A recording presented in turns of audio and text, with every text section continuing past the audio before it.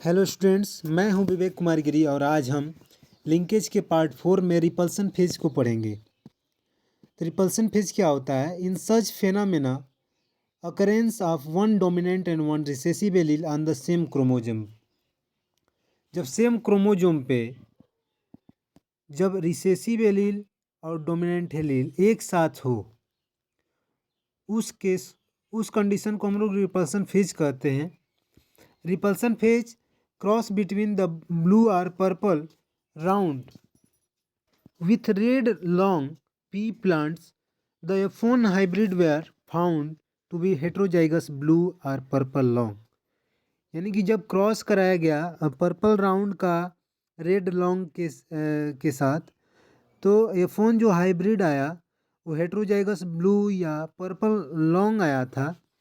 और जब उसका टेस्ट क्रॉस कराया गया तो with recessive parents the test cross ratio was 1 blue or purple long, 7 red long, 7 blue or purple round and 1 red round।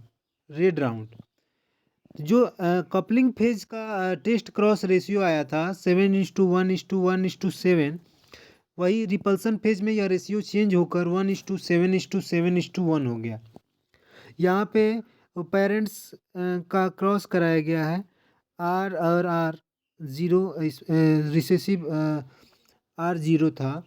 उससे जब गैमेटोजेनेसिस के माध्यम से यहाँ गैमेट्स हुए हैं और उसके बाद आफ्टर फर्टिलाइजेशन जो F1 आया ब्लू एंड लॉन्ग पोलन, अब इसका टेस्ट क्रॉस कराया गया है रिसेसिव होमोजाइगस, तो आया है यहाँ पे 1:7:7:1 रेशियो। अब आगे हम लोग मॉर्गन व्यूज ऑन लिंकेज। तो फादर ऑफ लिंकेज मॉर्गन को TH मॉर्गन को कहा जाता है, जबकि linkage term Bateson and Punnett ने दिया था। तो मॉर्गन का व्यू क्या था लिंकेज पर? The degree or strength of linkage depend upon the distance between the linked gene in the chromosome.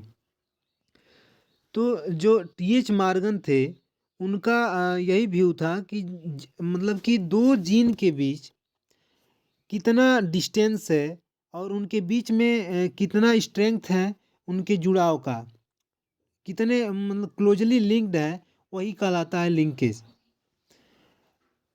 यानी कि जब क्रोमोजोम पे उपस्थित जो जीन होंगे जितने उनकी डिस्टेंस होगी उसी के हिसाब से उनमें लिंकेज होगा। एक दूसरे के डिस्टेंस पर आधारित होता है कि कितना जीन लिंक्ड है एक दूसरे से।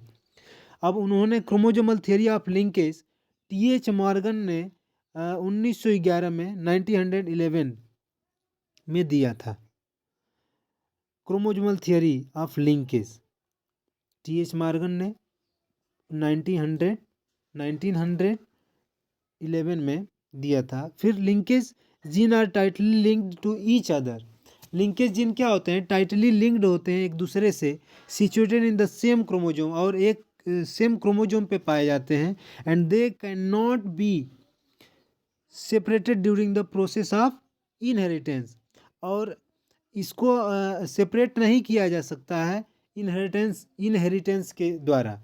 यानी कि जब वो टाइटली लिंक्ड होंगे तो जब एक जनरेशन से दूसरे जनरेशन में जाएंगे तो सेपरेट नहीं होकर एक साथ वो रहेंगे।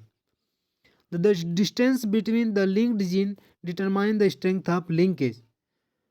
जो डिस्टेंस होता है लिंक्ड जीन के बीच वही होता है लिंकेज का स्ट्रेंथ। ठीक है। उसके बाद the closely linked gene so strong linkage and widely linked gene so weak linkage.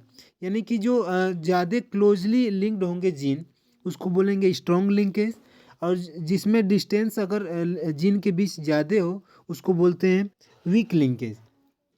Kinds of linkage, types of linkage, मतलब TH मॉर्गन के आधार पे उन्होंने टाइप्स दिया लिंकेज का।